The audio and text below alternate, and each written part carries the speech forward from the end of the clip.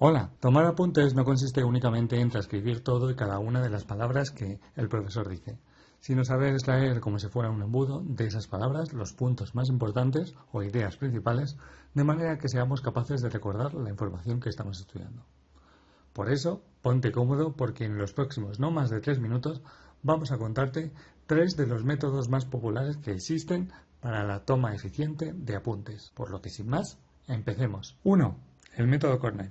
El método Cornell fue un sistema creado en la década de los 50, más concretamente en 1949, por este señor, Walter Pock, profesor de la Universidad de Cornell, de ahí su nombre, quien recomendó el uso de este método en su libro How to Study in the College. Pero, ¿en qué consiste este método? Se trata de coger una hoja y situarla de forma vertical y sobre el papel se dibuja una línea horizontal de 5 centímetros de borde inferior y la mitad superior se divide en dos zonas mediante una línea vertical dibujada a 6 centímetros del borde izquierdo. Los apuntes que tomes en clase se escriben en la zona de la derecha, que en el margen izquierdo se pone alguna palabra o ideas clave como conceptos más específicos, fórmulas, fechas, para cada párrafo que hayamos escrito en clase, pero después de esta. Y finalmente, en la parte final y abajo, se reserva para hacer un resumen de la página o anotar aquellas dudas que puedan surgir de cara a la siguiente clase durante el repaso de la lección. Así, por ejemplo, en una explicación sobre la generación del 27, podemos anotar en el margen izquierdo cosas como que es una generación literaria compuesta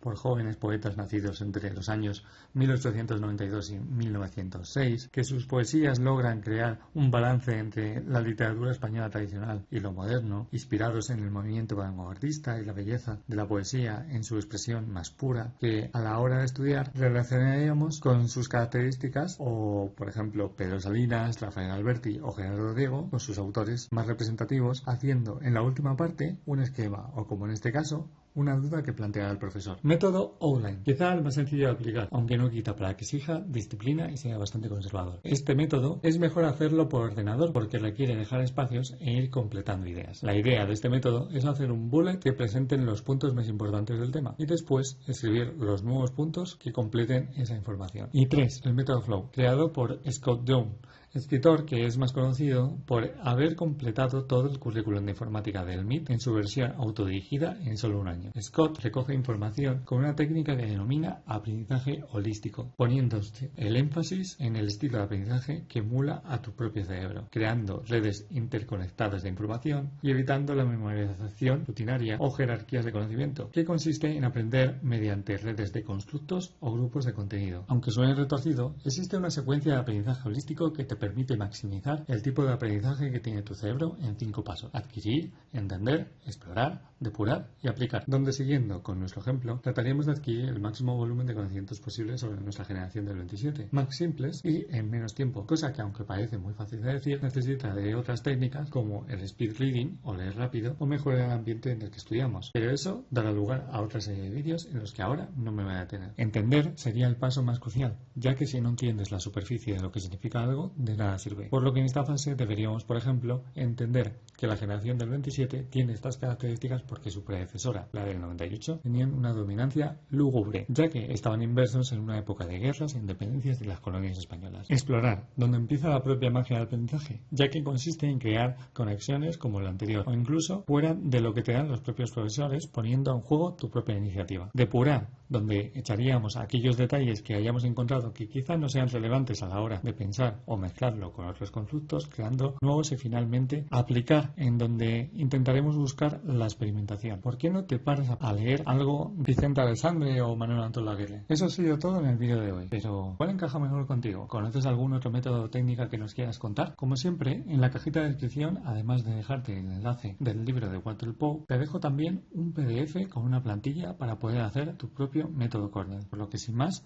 no dejes de comentar, darle a like, suscribirte y seguirme en las redes sociales. Muchas gracias por verme y hasta pronto.